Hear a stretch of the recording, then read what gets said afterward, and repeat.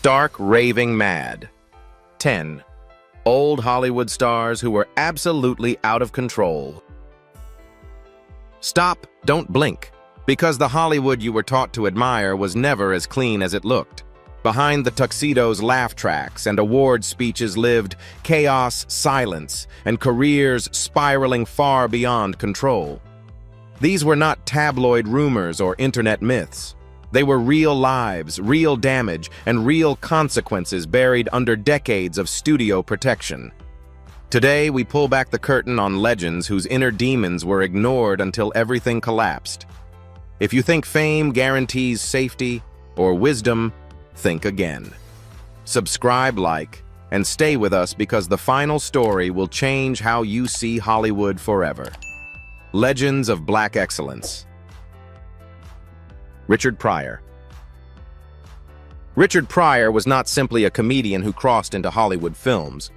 He was a cultural disruptor whose personal chaos bled directly into his art. By the early 1970s, Pryor had already reinvented stand-up comedy, abandoning safe nightclub jokes for brutally honest routines about race addiction, trauma, and self-loathing. Studios soon followed, casting him in major box office hits like Silver Streak 1976, Stir Crazy 1980, and Superman 3 1983. At his commercial peak, Pryor was earning millions per film and was one of the most bankable black stars Hollywood had ever seen. Yet behind the laughter was a man steadily losing control of his body, his mind, and his relationships. Pryor's descent was fueled primarily by cocaine, which he used heavily throughout the 1970s. Friends and collaborators later described periods of intense paranoia, violent mood swings, and hallucinations. He carried guns, distrusted everyone around him, and frequently isolated himself despite being surrounded by handlers and industry insiders.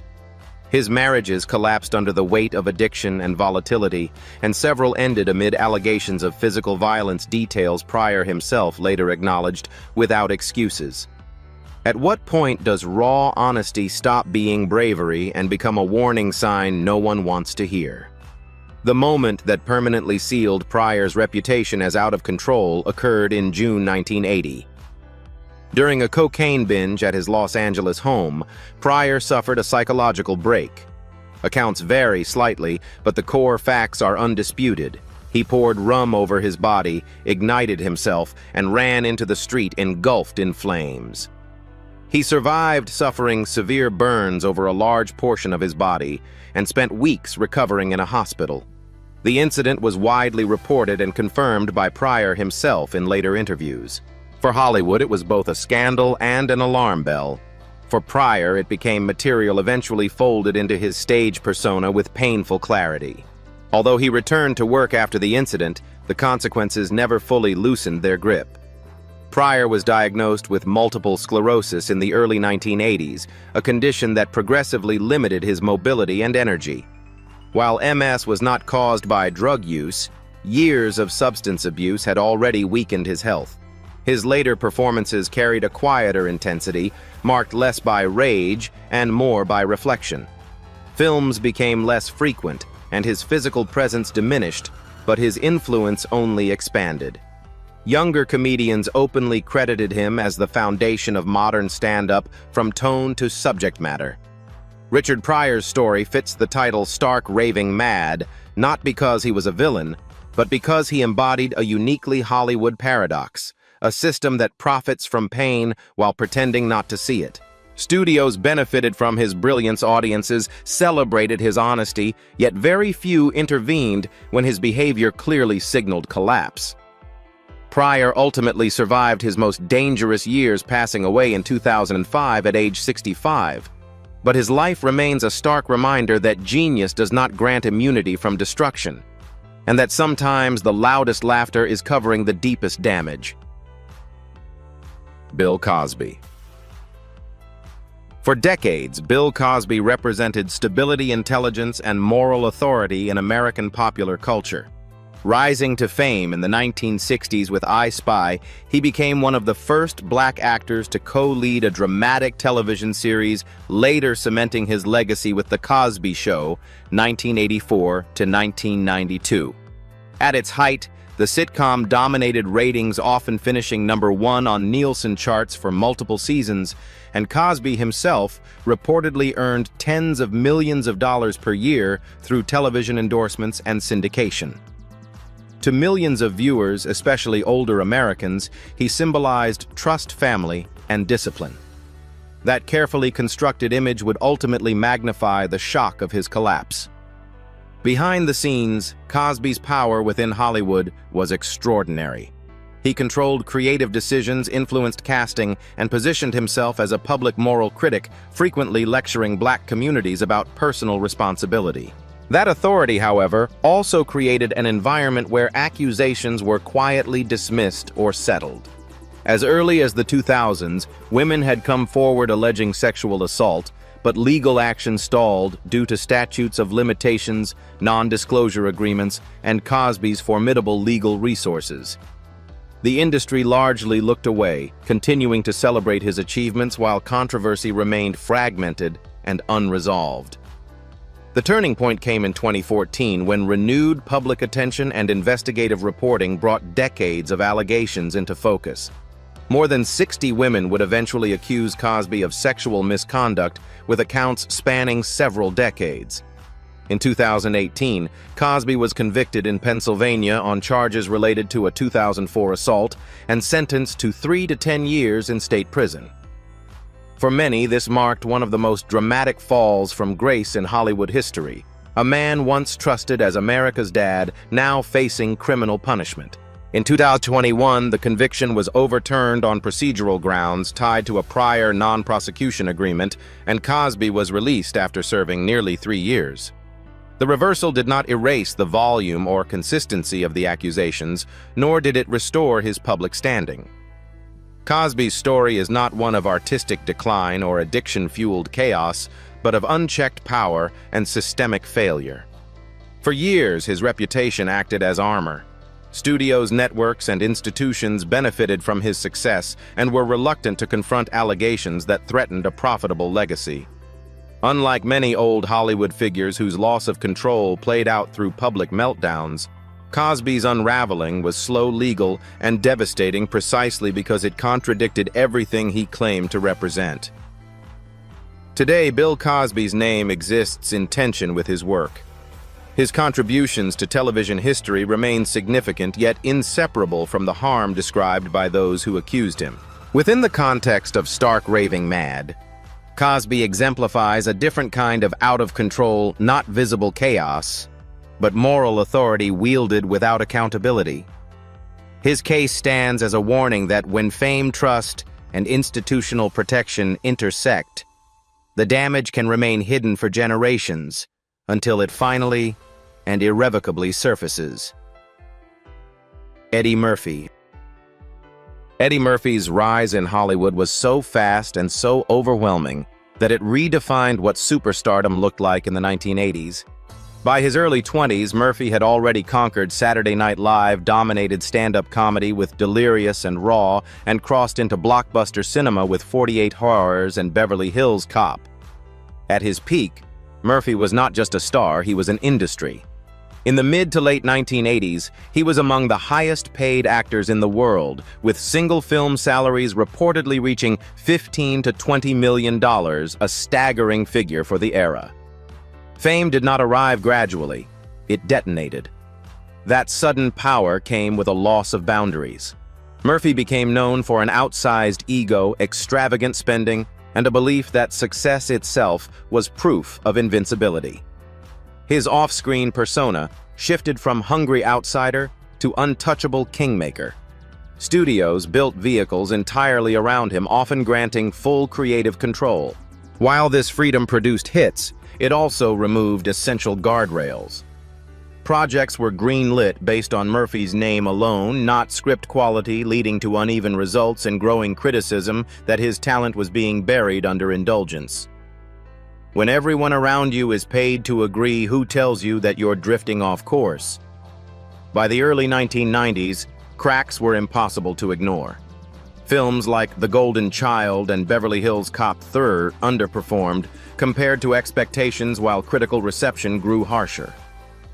Murphy's personal life also became tabloid fuel, most notably the highly publicized 1997 traffic stop involving a transgender sex worker, an incident that, while not criminal, deeply damaged his carefully managed image. Murphy's refusal to publicly address or contextualize the event allowed speculation to dominate the narrative, reinforcing the sense of a star disconnected from consequence or accountability. What makes Murphy's story distinct from others labeled out of control is that his chaos was not driven by addiction or violence, but by excess confidence and isolation. He did not spiral visibly. Instead, he drifted. Comedy audiences changed. Hollywood tastes shifted, and Murphy found himself increasingly out of sync with the industry he once ruled. Big-budget failures in the late 1990s and early 2000s pushed him out of the A-list spotlight, a dramatic fall for someone once considered unstoppable. Yet Murphy's story does not end in collapse. Unlike many old Hollywood figures who burned out completely, he recalibrated. Family-oriented films like The Nutty Professor and Dr. Dolittle restored box office relevance even as critics debated whether the work matched his early brilliance. Decades later, his return to serious acting and stand-up, most notably with Dolomite Is My Name, reframed his legacy as one of survival rather than destruction. Within the context of Stark Raving Mad, Eddie Murphy represents a subtler form of being out of control, unchecked dominance in a system eager to worship youth, speed, and profit. His career illustrates how Hollywood can just as easily smother genius with indulgence as destroy it with scandal. Murphy didn't implode, he drifted dangerously close. And for a time, even the biggest star on earth couldn't see it happening. Chris Tucker.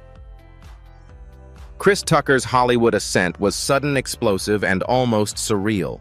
In the mid-1990s, his hyperkinetic energy and unmistakable high-pitched delivery made him an instant standout in Friday 1995, a low-budget comedy that became a cultural phenomenon. Just 2 years later, Tucker vaulted into global superstardom with Rush Hour 1998, pairing him with Jackie Chan in a franchise that would gross over $850 million worldwide across 3 films.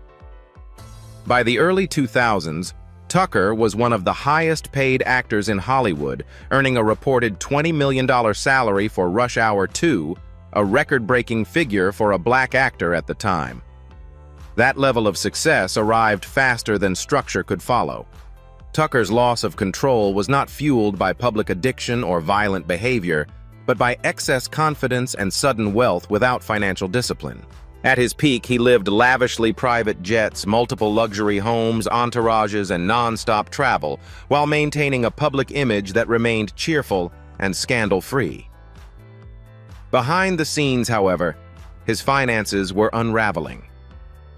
Money poured out faster than it was managed, and long periods away from acting meant income slowed while expenses did not.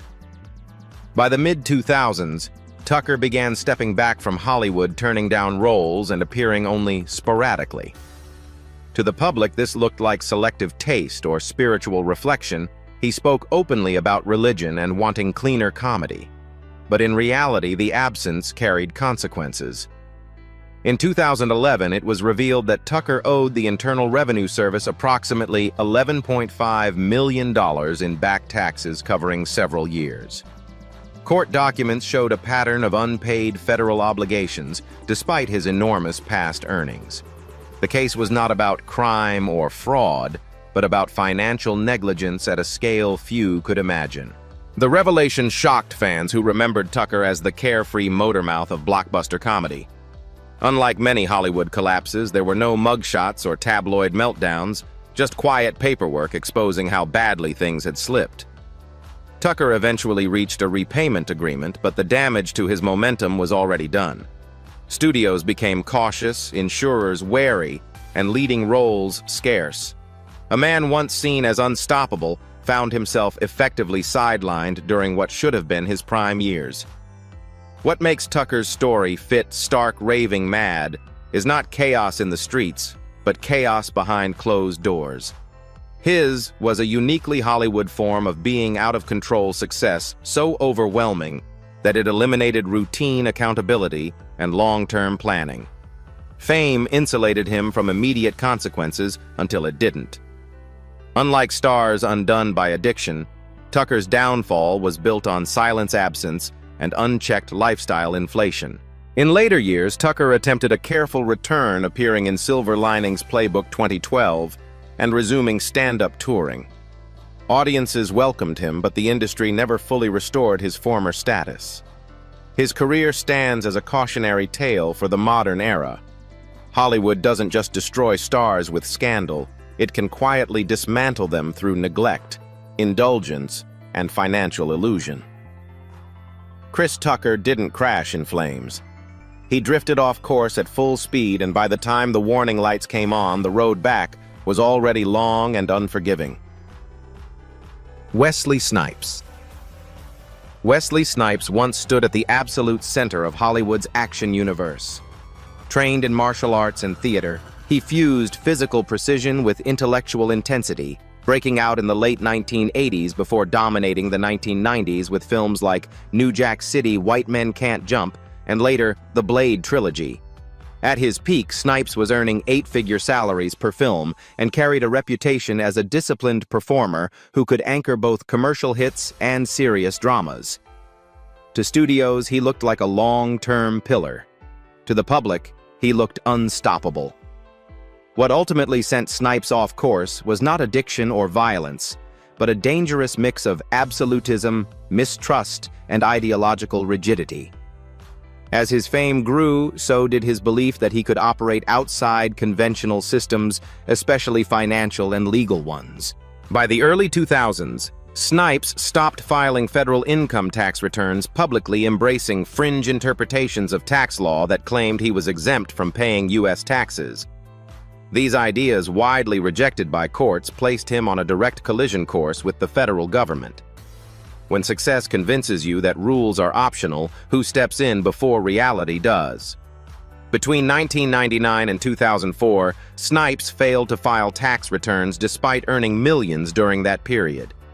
In 2006, he was indicted on multiple federal charges related to tax evasion and failure to file. The case was highly publicized, not because Snipes denied earning money, but because he insisted the system itself had no authority over him. In 2008, a jury acquitted him of the most severe felony charges, but convicted him on 3 misdemeanor counts of willful failure to file tax returns. He was sentenced to 3 years in federal prison, serving time from 2010 to 2013. The sentence marked one of the most dramatic interruptions of a Hollywood leading man career in modern history. Insurance companies labeled him a risk, studios cut ties, and ongoing projects quietly evaporated. Unlike scandals driven by public outrage, this collapse was procedural and relentless. Paperwork replaced paparazzi. Courtrooms replaced premieres. Snipes' physical absence from the industry allowed newer stars to fill the space he once occupied, accelerating his erasure from the A-list. What makes Snipes' story particularly striking within Stark Raving Mad is how controlled the descent appeared on the surface. There were no public meltdowns, no tabloid spirals. Instead, there was an unwavering refusal to bend, even when the consequences became unavoidable. His loss of control was ideological, rooted in certainty rather than chaos. Hollywood, an industry built on negotiation and compliance, had little patience for absolutism. After his release, Snipes began a slow, careful return. He appeared in smaller projects, embraced ensemble roles, and earned renewed respect for his performance in Dolomite Is My Name 2019. Yet the years lost to prison could not be reclaimed. Momentum once broken proved difficult to restore. His legacy now carries a permanent asterisk, a reminder that brilliance does not override systems, and conviction without flexibility can be just as destructive as addiction. Wesley Snipes' fall stands as a uniquely modern cautionary tale. In an industry that often forgives excess, it rarely forgives defiance of structure. His story proves that being out of control doesn't always look wild or reckless. Sometimes it looks calm, confident, and unmovable, right up until the moment the door finally closes. Michael K. Williams. Michael K. Williams carved out one of the most unforgettable legacies in modern Hollywood without ever fitting the traditional leading man mold. Rising from Brooklyn with a scarred face and dancer's discipline, he transformed lived experience into raw authenticity, most famously as Omar Little on The Wire, 2002 to 2008. The role redefined television anti-heroes and earned Williams widespread acclaim, later reinforced by Boardwalk Empire: The Night Of and Lovecraft Country. By the 2010s, he was a respected character actor whose presence alone signaled depth, danger, and humanity. Yet behind the accolades lived a man locked in a lifelong battle with addiction. Williams spoke openly about his struggles, describing heroin use that began in his youth and followed him into early fame. Even as his career gained momentum, sobriety came and went in cycles. He entered treatment multiple times and used his platform to advocate compassion for people battling substance use disorder, emphasizing recovery over shame. Hollywood rewarded his honesty with opportunities, but it also demanded relentless performance, long shoots, travel, and emotional immersion conditions that can quietly erode stability even for the strongest among us. When success depends on repeatedly reopening old wounds, how long can healing keep pace? What makes Williams's story fit? The spirit of Stark Raving Mad is not public spectacle or violent collapse, but a quieter, more insidious loss of control, the tug-of-war between purpose and compulsion. He did not implode on red carpets or in courtrooms. Instead, the danger lived in isolation hotel rooms between sets, late nights after rap, and the mental toll of portraying trauma with relentless realism. Friends and collaborators recalled a generous, introspective man who checked on others even while struggling to steady himself. On September 6, 2021, Michael K. Williams was found unresponsive in his Brooklyn apartment. Authorities later confirmed his death resulted from an accidental overdose involving heroin combined with fentanyl, a synthetic opioid that has dramatically increased overdose risk nationwide. He was 54 years old. The news sent shockwaves through the industry not because of scandal, but because many believed he had turned a corner. At the time of his death, Williams had completed work on several projects and was openly discussing recovery, purpose, and faith. In the aftermath, multiple individuals were charged in connection with distributing the substances that led to his death, underscoring the broader public health crisis rather than a personal moral failure. Tributes poured in from across Hollywood, highlighting his mentorship, humility, and the way he elevated every scene he entered. Awards and posthumous honors followed, but they could not quiet the central tragedy. A man who gave voice to society's margins was claimed by the very forces he worked to illuminate. Michael K. Williams's life reminds us that being out of control does not always roar, it can whisper. It can look like responsibility carried too long without rest, empathy extended without reserve, and recovery pursued one day at a time under unforgiving pressure. His legacy endures not as a cautionary tale of excess, but as a human portrait of courage, vulnerability, and the cost of telling hard truths. In honoring his work, we are challenged to see addiction not as failure, but as a fight, one that deserves care long after the cameras stop rolling. Isaiah Washington. Isaiah Washington's Hollywood rise followed a familiar arc of talent, momentum, and sudden rupture. Trained as a stage actor before transitioning to film and television, Washington built credibility through supporting roles in projects like Clockers 1995 and Ghost Ship 2002. His defining breakthrough came in 2005 when he was cast as Dr. Preston Burke on Grey's Anatomy. The series became an immediate cultural phenomenon, ranking among the highest-rated shows on American television, with episodes regularly drawing over 20 million viewers during its early seasons. Washington's character, brilliant, controlled, and authoritative, positioned him as a central pillar of the show's success. Behind the scenes, however, tension simmered.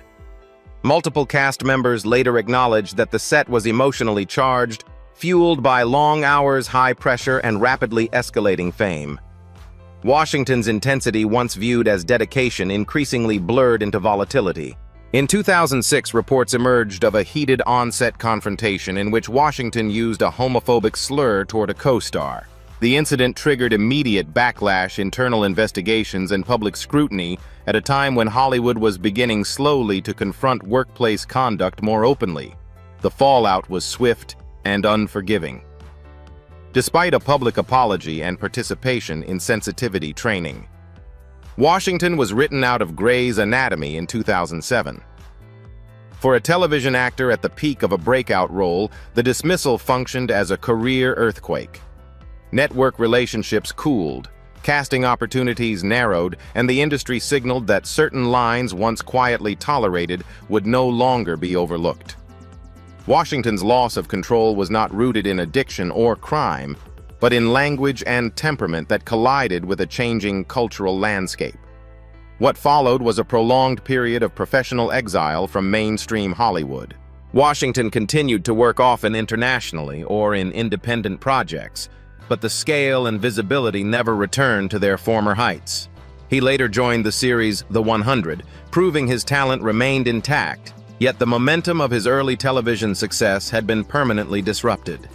In interviews, Washington has framed the incident as both a personal failure and a moment of awakening, emphasizing growth, accountability, and the cost of reacting without restraint. Within the context of Stark Raving Mad, Isaiah Washington represents a distinctly modern form of being out of control, a single explosive moment amplified by media cycles and institutional recalibration. Unlike old Hollywood, where studios often buried misconduct, the contemporary system responded publicly and decisively.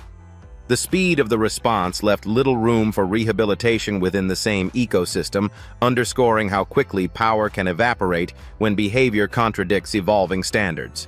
Washington's story is not one of total collapse, but of irreversible redirection. He did not vanish, nor did he implode publicly. Instead, he became a cautionary example of how fame magnifies every flaw, and how one lapse spoken in anger can outweigh years of disciplined work. For audiences, especially those who watched him at the height of network television's golden era, his trajectory serves as a sobering reminder in Hollywood control is not just about talent.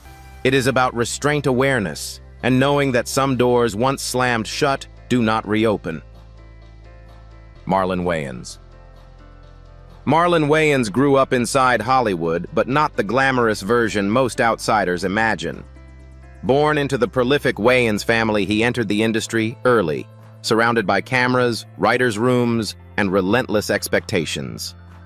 In the 1990s, Marlon became a familiar face through the Wayans Bros sitcom, followed by major box office success with Scary Movie 2000, a film that cost roughly $19 million to make and earned nearly $280 million worldwide. Overnight, Marlon was no longer just the funny younger brother, he was a proven commercial force in mainstream Hollywood comedy. Yet success came at a psychological cost. Marlon's public image leaned heavily on outrageous humor, physical comedy, and fearless mockery, but behind that energy was a performer running at full speed with no pause. Unlike scandals fueled by drugs or violence, Marlon's loss of control manifested as creative overextension and emotional exhaustion. He worked continuously, films, television, writing, producing, rarely stepping out of the spotlight long enough to recalibrate. Hollywood rewarded his productivity while quietly ignoring the strain that constant performance placed on his mental health and personal life. When laughter becomes your job and your armor, how do you know when you're no longer okay? By the late 2000s, cracks began to show. Several high-profile projects underperformed critically, and Marlon became a frequent target of harsh reviews that dismissed his work as juvenile or excessive. Instead of stepping back, he pushed harder, leaning into louder comedy and self-parody. This period coincided with major personal upheaval, including the end of a long-term relationship and increasing responsibility as a father. In interviews, Marlon later acknowledged periods of depression and emotional imbalance, admitting that the pressure to remain the funny one left little room for vulnerability. What distinguishes Marlon Wayans within the Stark Raving Mad theme is that his chaos stayed largely internal.